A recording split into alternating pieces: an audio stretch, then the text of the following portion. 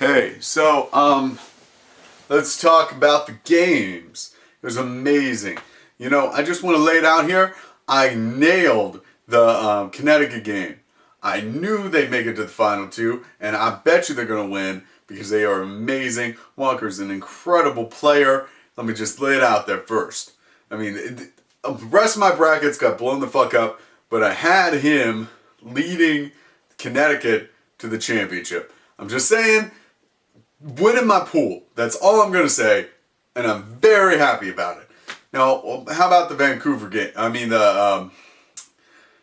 The Virginia Commonwealth game and Butler. Well, all you can say about Butler is that they did a very good job of controlling the ball, and especially at the end with the shots they made, incredible. There's no doubt about it.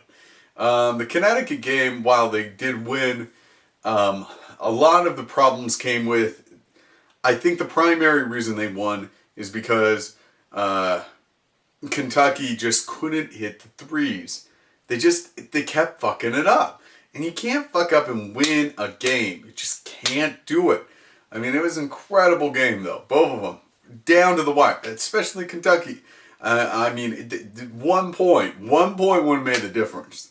It's like if he would have missed one of those free throws. That's the other thing. Free throws. The fact that they just missed so many for Kentucky just sank their asses. I can't put it more simpler than that. If they would have made a couple more, would have had the game. Now, having said that, I don't play that much. I ain't gonna lie. But all I'm gonna say is this: as somebody who watches amazing games, I'm just talking from a sheer fan's perspective.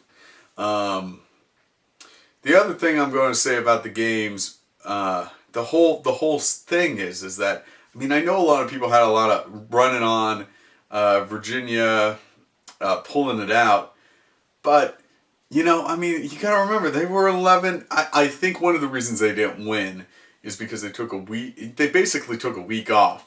I know they were practicing and everything, but they kind of had a momentum going. They beat a number one. They beat Georgetown, then they beat a couple other really good teams, then beat Kansas, and it was huge. And they had a projection. But then they take a week off. It's kind of like football. Like every once in a while when teams take a week off, they just show up and they're totally fucking different teams. And I think that's kind of what happened to them. This is not saying anything bad about Butler. Their defense was amazing. They were able to really... they weren't completely in control of the threes, but they were able to manage them enough that it caused them to win, basically. I'd say that's the primary thing. And the other thing is, I think Virginia, once it fell behind in the third quarter, towards the end, they didn't have an answer for it. And they just kind of collapsed. Now, I know this is all just talking I always feel like the people who analyze games are kind of like just saying, well, they shot more and they scored more, therefore they won. They scored more points, they won. It's kind of like that.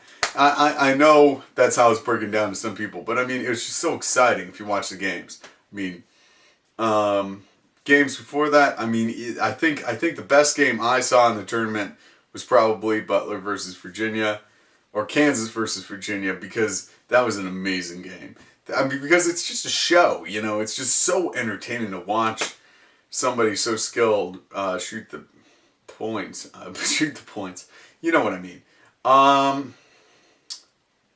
Final thing I'd like to say. If I'm going to project what the future holds, I'll be brave, and I'll say what I thought my brackets would, end up being. Not on the other side, but I do think Connecticut's going to win the game. Why, you may ask? Simply because they seem to have the ability to play in a pinch. They played with, hard games. I know Butler has as well, but they seem to have more depth to them. One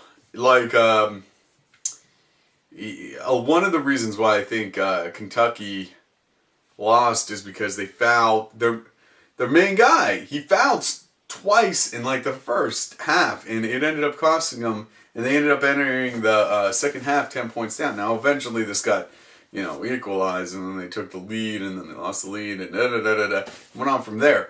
But I mean, the fact that they had to play below the lead kind of hurt them. In free throws, I'll mention that again. That is critical. If they would have made just one more, it would have gone into overtime. They would have gone into OT. But nope, they didn't. They didn't practice enough. But it was incredible games. You should watch the championship. I'm not exactly sure what time it is in your time zone, but it is on Monday. Definitely check it out. It will be a good game. I promise you that. Though I have no bearing on how it will actually be played, I definitely think it's going to be a good game because you got one of the best defending teams versus Connecticut, which is just a good team overall. I understand that they had some, scandal issues a little while ago, but I'm still rooting for them. Not because of their basketball team overall, I will admit this. I like their football team. Not because they win tournaments or anything, but just because I had an NCAA game, so that's why I'm partial to them, personally. Not why I chose them, I thought that they were going to pull it off. Just looking at how it was going to work their way up. So yeah, the last little bit, totally off message, but I hope you check out the game on Monday if you did not watch any of the rest. That's all I got to say. Have a great day. If you can drink, definitely go to a bar. It's going to be crazy. I know I went to the Connecticut game. I didn't make it to the Arizona one, but I went to the Connecticut, and it was ridiculous. There were shots, and it was crazy. So definitely check it out if you can. Find a bar that actually has shit going on. I know it's hit or miss, but if you can go to one that does have it going on, it's crazy. Anyway, that's all I got to say. I'll see you later.